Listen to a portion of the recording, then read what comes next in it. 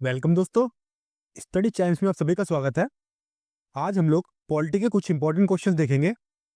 हमारा पहला प्रश्न है, भारत के महान्यायवादी को कौन हटा सकता है? इसका सही उत्तर है हमारा ऑप्शन नंबर ए, राष्ट्रपति। जो महान्यायवादी होते हैं यानी कि अटॉर्नी, ले लेता हूं मैं, अटॉर्नी जनरल ऑफ इंडिया। ठीक है, अटॉर्नी जनरल ऑफ इंडिया। तो ये जो अटॉर्नी जनरल है, इनका कोई निश्चित कार्यकाल नहीं होता। ये जो है राष्ट्रपति की इच्छा पर कार्य करते हैं। और जो अटॉर्नी जनरल ऑफ इंडिया है, इसका पद हमारा आर्टिकल नंबर 76।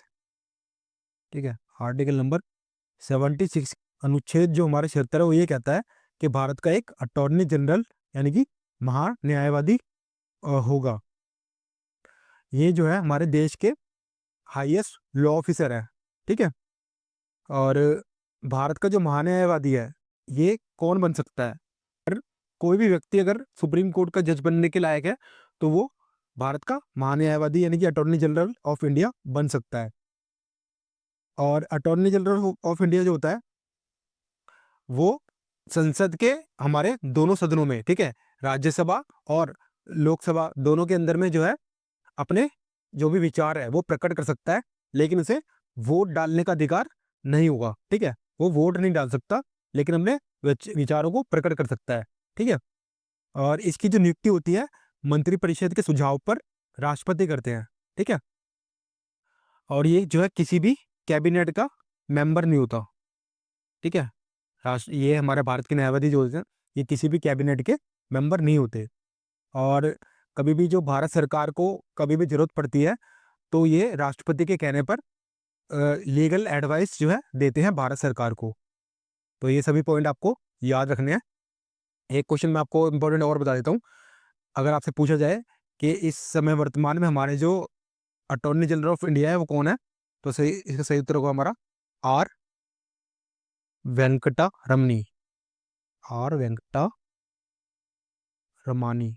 ठीक है, तो ये जो है 16वें अटॉर्नी जनरल ऑफ इंडिया है, 16वें नंबर के। ठीक है, ये आपको याद रखना, वेरी इंपॉर्टेंट क्वेश्चन है ये। हमारा अगला प्रश्न है, राष्ट्रपति अपना त्याग पत्र देते हैं, तो इसका सही उत्तर हमारा ऑप्शन नंबर सी, उपराष्ट्रपति को। हमारे आर्टिकल नंबर 56 के अंदर में एक प्रावधान है जिसके तहत उपराष्ट्रपति जो है राष्ट्रपति के रूप में कार्य करते हैं। उपराष्ट्रपति अगर बाय चांस ना हो, तो उस समय जो है उनकी अनुपस्थिति में सुप्रीम कोर्ट के जो चीफ जज हैं, वो राष्ट्रपति का कार्यभार संभालते हैं। चीफ जज, जो हमारे चीफ जज हैं, ये जो है राष्ट्रपति का कार्यकाल संभालते हैं अगर उपराष्ट्रपति जो है मौजूद नहीं है। और अगर मान लीजिए चीफ जज भी जो प्रेजेंट नहीं है, तो उस समय जो है सर्वोच्च न्यायालय का जो सबसे वरिष्ठ जो जज होगा, वो राष्ट्रपति का पद संभालता है। ठीक है, अगर मान लीजिए जो राष्ट्रपति हैं वो एक और कारण से जो अपना पद जो है छोड़ते हैं, वो क्या होता है, आर्टिकल 61 के अंडर में जब राष्ट्रपति के ऊपर में महाभियोग चलता है। ठीक है, महाभियोग,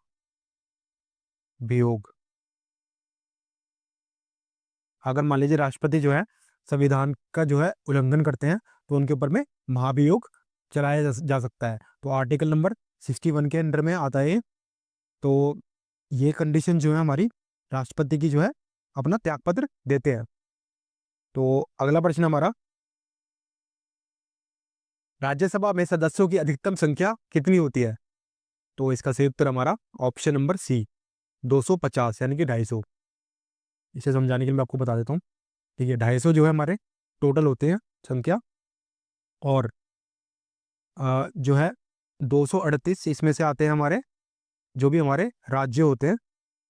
ठीक है, राज्य या जो हमारे यूनियन टेरिटरी यानी केंद्र शासित प्रदेशों से आते हैं।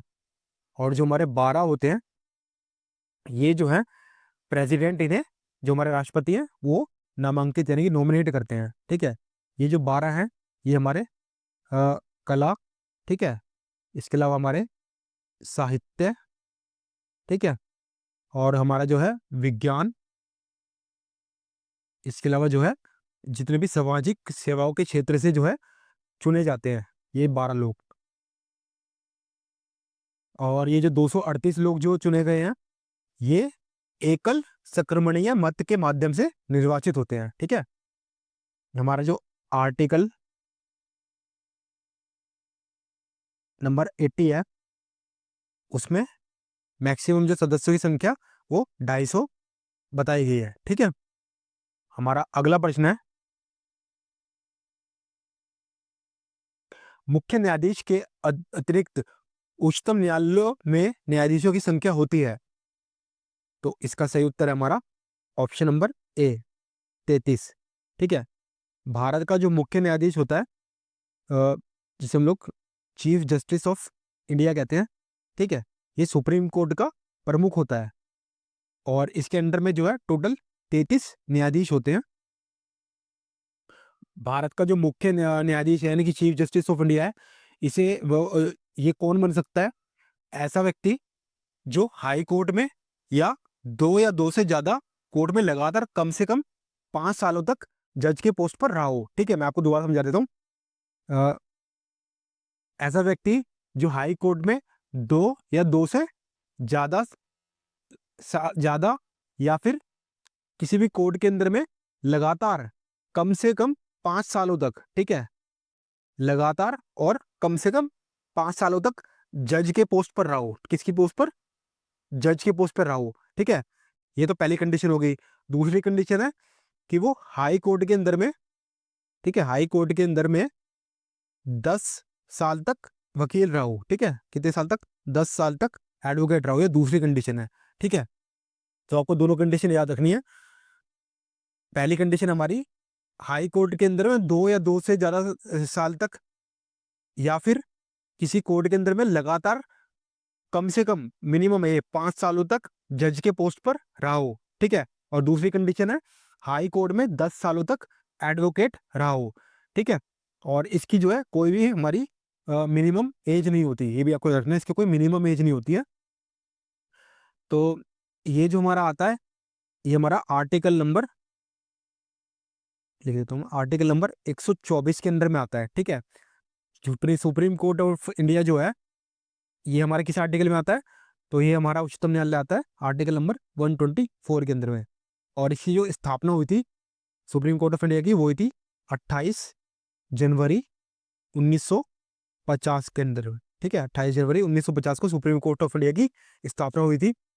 और जब स्थापना हुई थी, आपसे पूछा जा सकता है तो उस समय कितने जो है जज थे?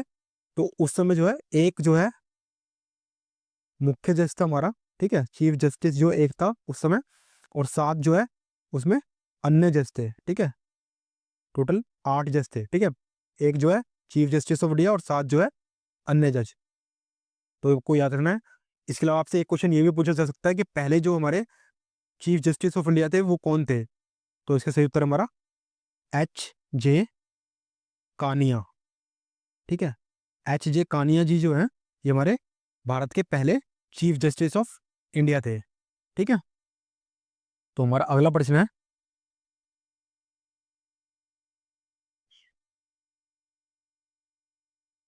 जो सदस्य लोकसभा के अध्यक्ष का चुनाव करते हैं वे होते हैं। तो इसका सही उत्तर हमारा ऑप्शन नंबर डी।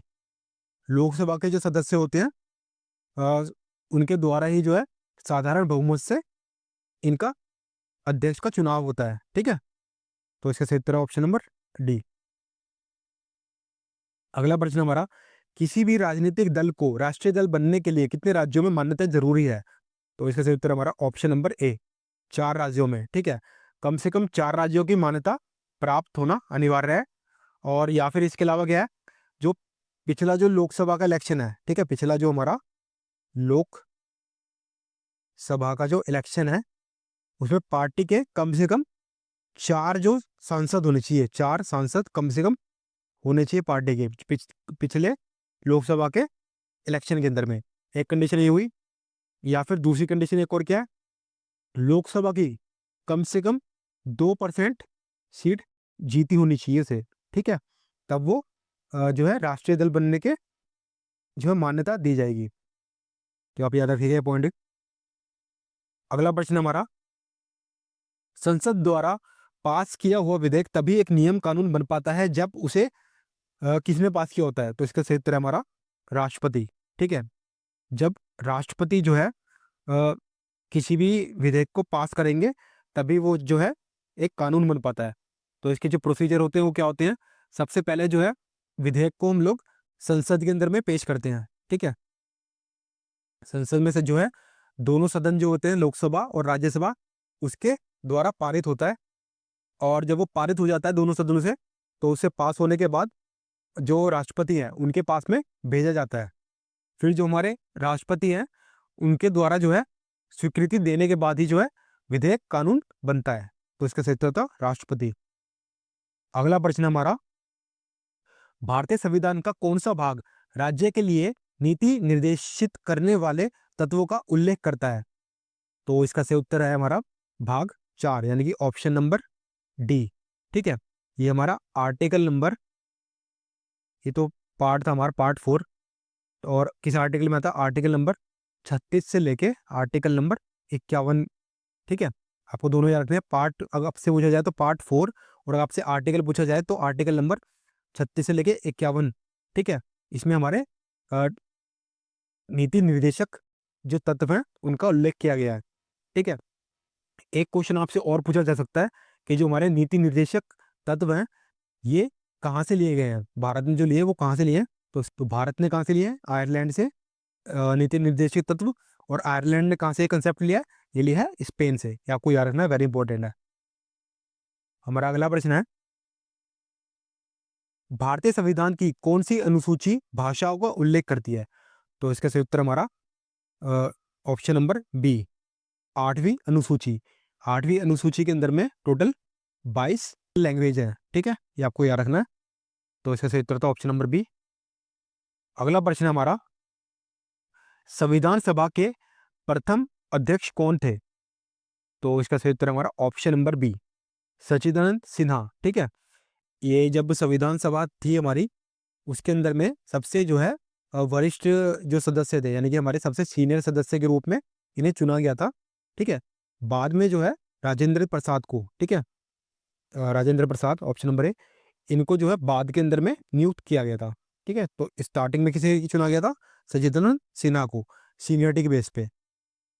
हमारा अगला प्रश्न है, निम्नलिखित में से क्या भारत का नागरिक बनने के लिए आवश्यक नहीं है? तो इसमें नहीं है पूछा है।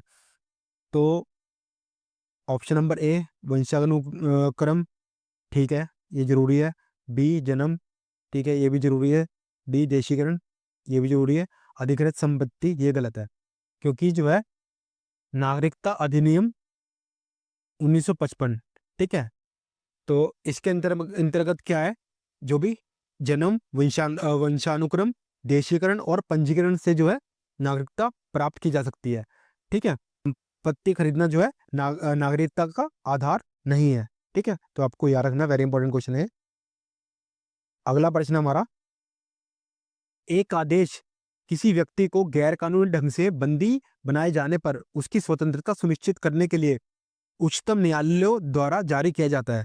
तो इसका सही उत्तर होगा हमारा हैबेस कॉर्पस, यानी कि ऑप्शन नंबर ए, बंदी प्रत्यक्षीकरण। इसको मैं इंग्लिश में भी लिख देता हूँ आपके लिए, आपको दोनों ही भाषा में याद रखना है, इंग्लिश में भी हिंदी में भी। हैबियस कॉर्पस एक्चुअली जो है एक लैटिन वर्ड है। ठीक है, इसका मतलब होता है टू हैव द बॉडी। ठीक है, टू हैव द बॉडी यानी कि आपके पास शरीर है। ठीक है, जैसे मान लीजिए अगर कोई भी जो अधिकारी है किसी व्यक्ति को किसी जुर्म के अंदर में जो है अरेस्ट कर लेता है, तो हाई कोर्ट या फिर जो है हमारा सुप्रीम कोर्ट उस अधिकारी को आदेश देगा कि उस व्यक्ति को कोर्ट के सामने पेश किया जाए। और अगर मान लीजिए उस व्यक्ति के ऊपर लगाए गए आरोप जो है वो कोर्ट में झूठे साबित होते हैं, तो उस व्यक्ति को कोर्ट जो है बरी कर देगा। ठीक है, तो इसका सही उत्तर था बंदी प्रत्यक्षीकरण, यानी कि हैबेस कॉर्पस, ये आपको याद रखना है। अगला प्रश्न हमारा, आपातकाल की घोषणा होने के 1 महीने के अंदर किस संस्था से पारित होना जरूरी है? तो इसका सही उत्तर है हमारा ऑप्शन नंबर सी। ठीक है, राज्यसभा लोकसभा दोनों सदनों से। तो राष्ट्रपति जो है वो आपातकाल की घोषणा करते हैं, लेकिन इसके लिए जो है संसद के जो है प्रस्ताव की आवश्यकता होती है।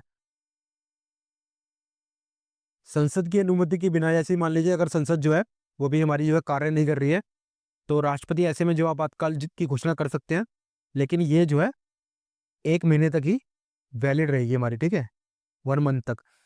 तो उसके बाद जो है आपातकाल की जो घोषणा होने के 1 महीने के अंदर दोनों सदनों से, राज्यसभा और लोकसभा दोनों से जो है उसे पारित होना जरूरी है, ठीक है। तो हमारा अगला प्रश्न है, मौलिक कर्तव्य किस समिति के सिफारिश पर भारतीय संविधान में जोड़े गए थे? तो इसका सही उत्तर हमारा ऑप्शन नंबर डी, स्वर्ण सिंह समिति, ठीक है। इसका गठन जो है 1976 में जो है इमरजेंसी के दौरान किया गया था। इसमें जो संविधान के जो मौलिक कर्तव्य थे उनको जोड़ने का सुझाव दिया गया था। तो इसका सही उत्तर था हमारा ऑप्शन नंबर डी। हमारा अगला प्रश्न है, भारत में कितने बार आपातकाल लागू हो चुका है? तो इसका सही उत्तर हमारा ऑप्शन नंबर बी, 3 बार जो है आपातकाल लग चुका है। मैं बता देता हूँ आपको, आप नोट कर लीजिए। 1962 के अंदर में आपातकाल लगा था, जब हमारा चाइना से जो है युद्ध हुआ था, ठीक है। इसके अलावा 1971 के अंदर में आपातकाल लगा था, जब पाकिस्तान के साथ में युद्ध हुआ था भारत का। और फिर इसके बाद तीसरा जो है 1975 के अंदर लगा था। ये जो है सबसे जो है विवादास्पद था, क्योंकि इसको जो है जब लगाया था तो इसकी इसलिए लगाया गया था इंटरनल डिस्टर्बेंस की वजह से, ठीक है। जो आपातकाल लगाया जाता है वो या तो बाहरी आक्रमण की वजह से या फिर जो है इंटरनल डिस्टर्बेंस की वजह से लगाया जाता है। तो उस समय जो है इंटरनल डिस्टर्बेंस की वजह से लगाया गया था और ये काफ़ी विवादों में भी रहा था, ठीक है। तो दैट्स इट। आज हमने जो है पॉलिटी के कुछ इंपॉर्टेंट क्वेश्चंस थे, इनको देखा। आई होप कि आप सभी को जो है पसंद आया होगा। धन्यवाद।